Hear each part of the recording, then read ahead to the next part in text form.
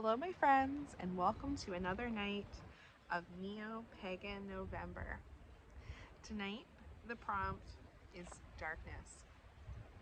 I thought about darkness for most of the day today, and eventually, after looking out the window and seeing how windy and just kind of spooky it was outside, that the best way I could celebrate darkness would be to read some scary stories in the dark to you. One of my favorite things in the whole world, and I haven't read to you in a long time, so I'm excited about this. I hope you find somewhere dark and maybe a little spooky to listen to these stories, and I hope you enjoy the atmosphere and that you can hear the wind and the chimes and all the kind of the trees creaking around me. It's very, very spooky. So I hope you can take it all in and enjoy a little bit of darkness. We're going to be reading from Scary Stories to Tell in the Dark by Alvin Schwartz, and the drawings are the ones with Stephen Gamble. And Stephen Gamble is the fella whose art was far too scary in the 80s and 90s that this book was banned from all kinds of like school libraries and stuff. I was lucky that it wasn't banned from mine, but it was banned in a lot of places because the art was deemed too macabre. The first story we're going to read tonight is called Cold as Clay. A farmer had a daughter for whom he cared more than anything on earth. She fell in love with a farmhand named Jim, but the farmer did not think Jim was good enough for his daughter. To keep them apart, he sent her to live with her uncle on the other side of the country. Soon after she left, Jim got sick, and he wasted away and died. Everyone said he died of a broken heart. The farmer felt so guilty about Jim's death, he could not tell his daughter what had happened. She continued to think about Jim and the life they might have had together.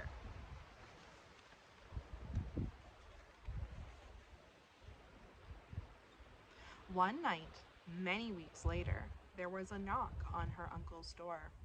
When the girl opened the door, Jim was standing there. "Your father asked me to get you," he said. "I came on his best horse." "Is there anything wrong?" she asked. "I don't know," he said. She packed a few things and they left. She rode behind him, clinging to his waist. Spicy. Soon he complained of a headache. "It aches something terrible," he told her. Ooh, wind's really getting my candle here. Sorry, guys. Where were we? It aches something terrible, he told her. She put her hand on his forehead. "Why, you're as cold as clay." She said, "I hope you're not ill." And she wrapped her handkerchief around his head.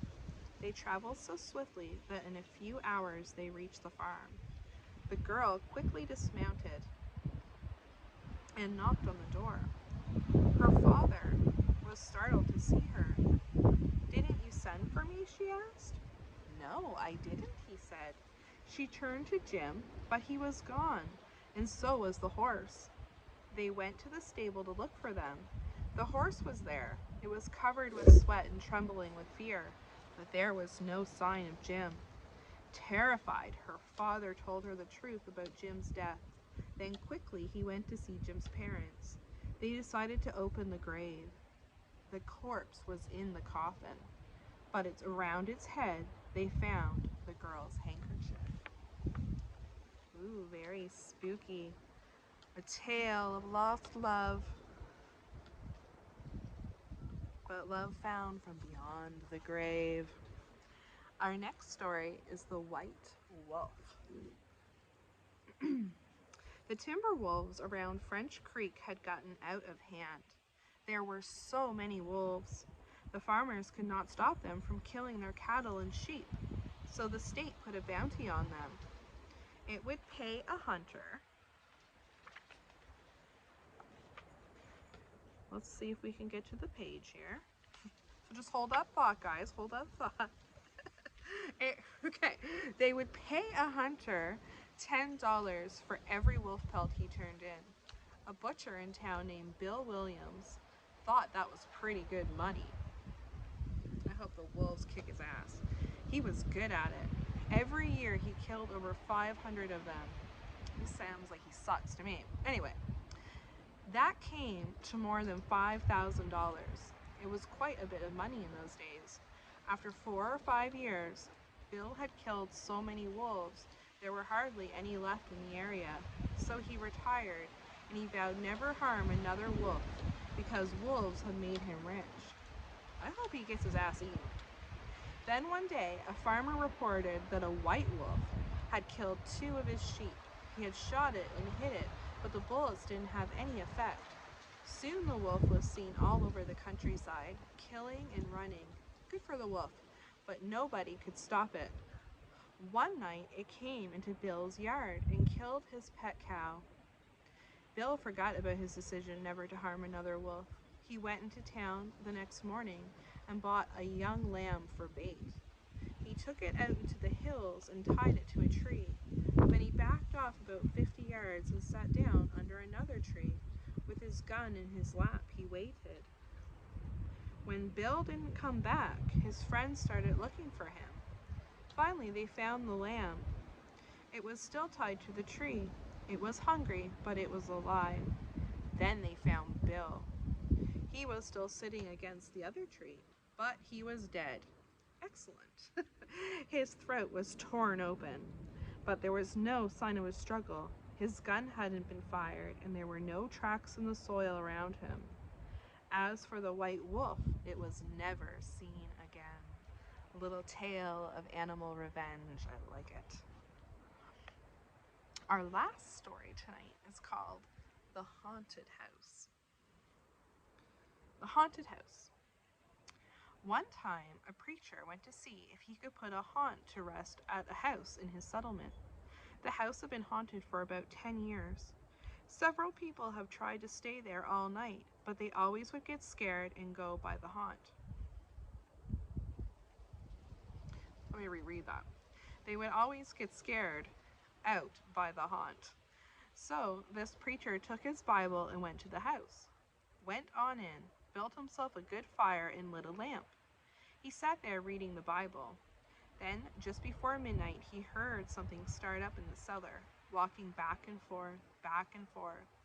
Then it sounded like somebody was trying to scream, but they got choked off. Then there was a lot of thrashing around and struggling, and finally everything got quiet. The old preacher took up his Bible again, but before he could start reading, he heard footsteps coming up the cellar stairs. He sat watching the door to the cellar, and the footsteps kept coming closer and closer. He saw the doorknob turn, and when the door began to open, he jumped and hollered, "What do you want?" The door shut back easy-like, and there wasn't a sound. The preacher was trembling a little, but he finally opened the Bible and read a while. Then he got up and laid the book on the chair and went to mending the fire.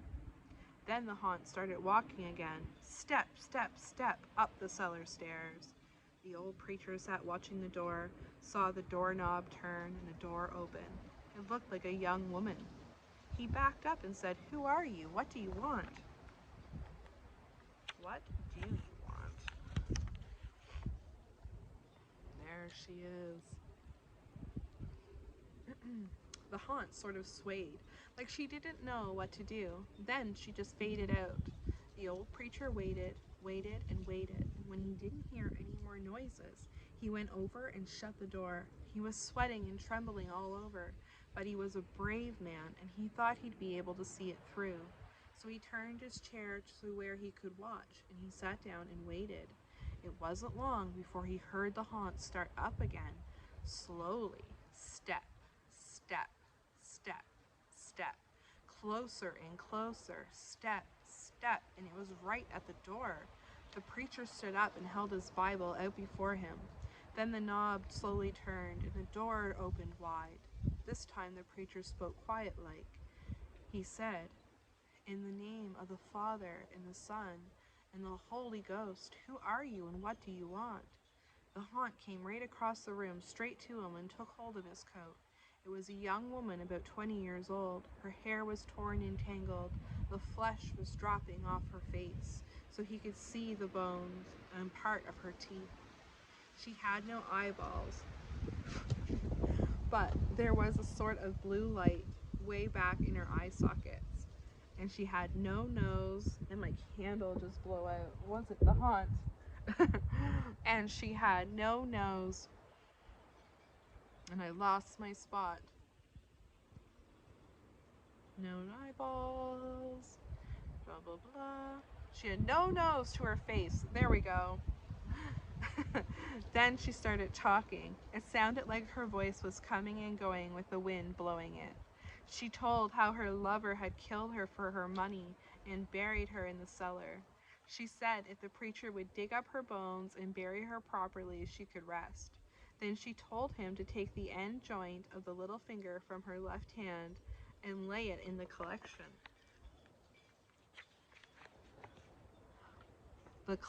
plate at the next church meeting, and he'd find out who had murdered her. And she said, if you come back here once more after that, you'll hear my voice at midnight, and I'll tell you where my money is hid, and you can give it to the church. You know he's not going to do that. The haunt sobbed like she was tired, and she sunk down toward the floor and was gone. The preacher found her bones and buried them in the graveyard. The next Sunday, the preacher put the finger bone in the collection plate, and when a certain man, it's always a man, and when a certain man happened to touch it, it stuck to his hand. The man jumped up and rubbed and scraped and tore at that bone, trying to get it off, and then he went to screaming like he was going crazy. Well, he confessed to the murder, and they took him off to jail. And after the man was hung, the preacher went back to that house one midnight, and the haunt's voice told him to dig under the hearth rock. He did, and he found a big sack of money. And where that haunt had held onto his coat, the print of those bony fingers was burned right into the cloth, and it never came out. Fun! Well, I hope you enjoyed hearing a couple of scary stories from Stories to Tell in the Dark, and that maybe it brought you back to a point in your childhood when you would enjoy a spooky story or two. Even as we get older, I think it's really important sometimes to embrace your inner child and do things that you like to do when you were little, and have a bit of playful energy about you. I think it helps keep you young. Thank you so much for hanging out with me. I hope no ghosts come and get me while I make my way back to the house, and I will see you tomorrow. Bye.